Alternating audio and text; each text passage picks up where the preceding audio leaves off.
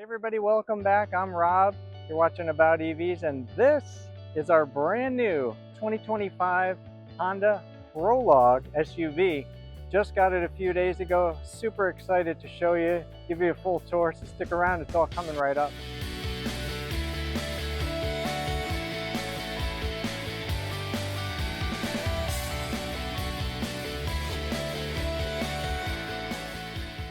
So I know what you're probably thinking.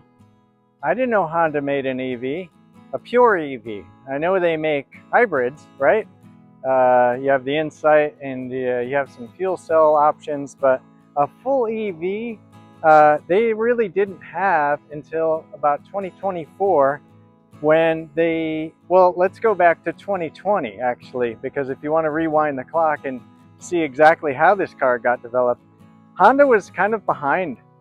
They didn't have an EV, so they went over to GM and said to them, can we collaborate on a product together to bring an EV to market a little sooner than we could probably normally do it.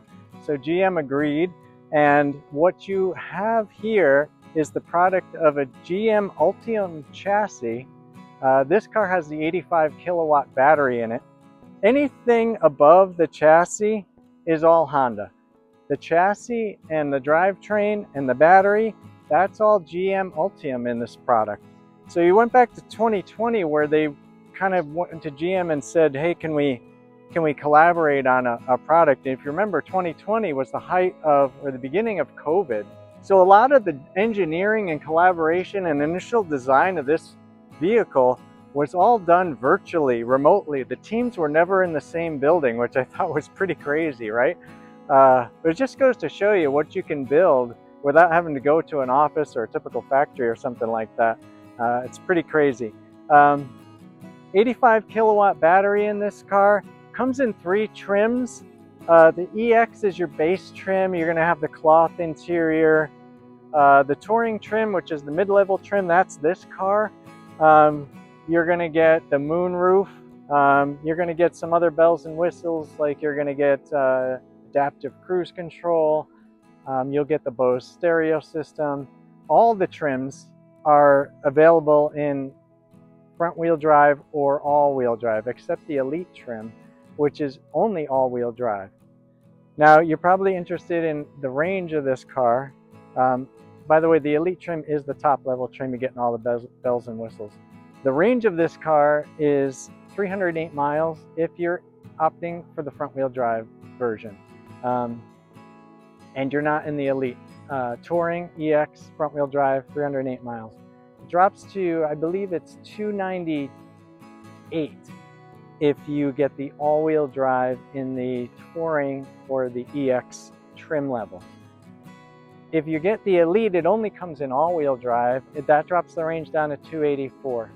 220 horsepower, front-wheel drive. The all-wheel drive combined, you're getting 300 horsepower in this vehicle. Overall though, it's pretty good. I mean, it's a big car. Size-wise, if you're thinking it's about the same size as a Chevy Blazer, you'd be pretty close, because the Chevy Blazer actually shares the exact same Ultium platform. Now this car came out in 2024, started production in January 2024. First deliveries to customers came in April of 2024. So this is July 2025. This car has been on the market for about a little over a year now. The first year sales numbers, if you're curious how this car did, and to be honest with you, I don't even know how many of you guys even knew this car existed, because I kind of did, but didn't, you know. They sold 33,000 units in 2024. It actually outsold all the other GM products that compete with it, all the other GM EVs, which is pretty telling of how far you can go with just the Honda badge and the Honda engineering, at least on top of the drivetrain. I'm going to show you guys the around the car, so we'll take a walk around and I'll go over all the features of it with you. So that's coming up. Now, as we take a walk around this car, I'm just going to give you a quick overview of it. I wanted to tell you about the pricing on it. The base trim is about lower 50s, about 51,000. Mid trim is mid 50s, and the elite trim is like probably in the upper 50s. But the real deal that you're getting, and that's what we ended up doing, is a lease deal. Now it's July 2025, so that $7,500 tax credit is still in play, and the leasing companies are really giving great deals as long as you can use that. Now that expires in September, so time is ticking on that. But what we did is we got a 36-month lease with 12,000 miles allowance per year, and we put down $5,000, and we have payments of $215 a month, which is insane for this level of car. Really super affordable to get into a lease at the moment. I'm gonna kind of walk around from one side to the other, and we'll go over the details now. Charging port is here in the front. It's a standard CCS1 charger. Now, this car does support Tesla Superchargers because it's basically a GM car, and when you plug it into a supercharger, it thinks it's a GM infrastructure, battery, chassis, drivetrain. So it does support that. You need an adapter, which doesn't come with the car. But if you get the adapter, you can plug into any supercharger. They're about $100 on Amazon. You can get them through Honda, but you're going to pay a lot more. So super capable, can go anywhere really with Tesla Superchargers. You do actually get some options when you purchase this car. They do give you some credits for EVgo. You can kind of choose between either credits from EVgo, a mobile charger with less credits, or like a home wall installation with even less EVgo credits. But you're getting EVgo credits when you buy this car, no matter what you end up getting. 19-inch tires. These are the rims that you'll see with the Touring and the EX package. Nice big tires, Bridgestones. Very nice riding. I'll have to get back to you on how long they last. The front of the car, nice styling. Really like it. The Touring version comes with fog lights, so you're getting those. You don't get them on the EX version. And how many do you want to take a bet whether this car has a frunk or not a frunk? Place your bets. I'm going to open the front, and we'll see if you're right or wrong. Just a quick preview of the interior. Got to pull that twice to get the front hood open. Yeah. And if you guessed there was a front, you're not a winner today. This is very much GM's architecture here. If you know, well, I own a 2017 Chevy Bolt, and I've had a couple of those and a couple of Volts before that. This looks very much like what you would see when you open the front of a GM product. It does have the Ultium chassis, and I'm wondering, because if you see pictures of the Ultium chassis, you don't really see the engine protruding up as high. But this is the way this one is built, and maybe they could have had some room in here to give you like a little bit of kind of a mini frunk, but they chose not to do it, probably just to keep the costs so they weren't super high. You know, anything you add to a vehicle adds cost to it. All right, coming around to the passenger side of the vehicle, you can see that we've got the upgraded rims and the 19-inch tires on the Touring version. The base version, the EX, has even basic rims, more basic rims, and same size tires. 21-inch tires on the Elite version. Coming around to the back of the car, power liftgate back here. There's actually a hands-free option on the Touring version, which you have to break the light beam that's down below. When you get close to the car, that will light up. You break the beam. I couldn't figure it out on this try, but you actually have to break the beam and then step away, because if you're too close, it won't open the lift gate because it thinks it's going to hit you. So you got to kind of break the beam and then back away. That's the trick. I couldn't figure it out on this one, so I just end up actually pressing the button to open it. But it does have that option if you can get the dance right and get that figured out. Inside the back of the car, 54.5 inch cubic inch of storage space back here. Plenty of room. The 60/40 rear seats do fold down almost flat, not completely flat. Underneath the tray, the floor tray is, you got the tow bar, you've got an air compressor kit, mobile charger, you know, a little room for storage, miscellaneous storage, and yeah, lots of room for luggage back here, very spacious, and the power lift gate is also a nice plus. Just press the button and she closes right up. Alright, just a quick tour of the inside of the car. You can see that it's very well appointed. There's lots of room. The back seat is very spacious. You have a center pull-down console there. Just the nice leather aesthetics, very nicely appointed. Stitching in the seats is nice. Just overall quality wherever you look. And this is basically what you're getting in the touring version of the trim level. Checking out the back seat from the rear door here, you can see lots of room, nicely appointed. I'm going to actually hop in the car here just to show you guys and demonstrate how easy it is to get in this car. Now I've got the driver's seat adjusted for my driving position, which is pretty far back, and you can see my feet are flat on the floor. My knees have plenty of room. I've got plenty of headroom. Even got the oh crap handles on either side back here, which you don't see a lot in the cars anymore, but the Honda Prologue has them.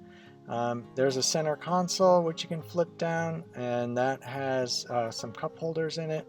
There's also USB charging ports in the back of the front console, which your kids can use to plug in their devices. But honestly, as an adult, I would feel very comfortable being back here and taking a long trip.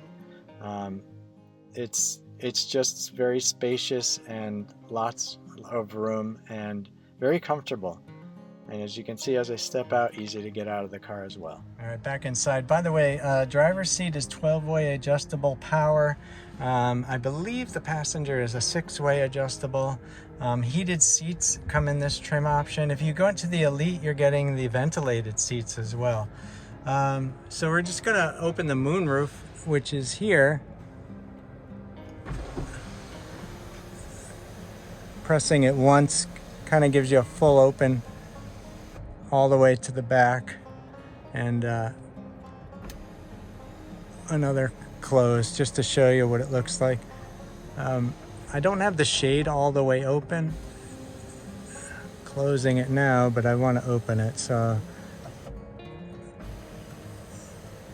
press it once. I'm just learning this as we go. It does open all the way. The window, the roof window only opens halfway, but the shade opens all the way, so you're getting really a full kind of glass roof here, really, in this car. It's really nice. It makes it really bright and airy, especially if you're taking long trips and you want to kind of see the scenery.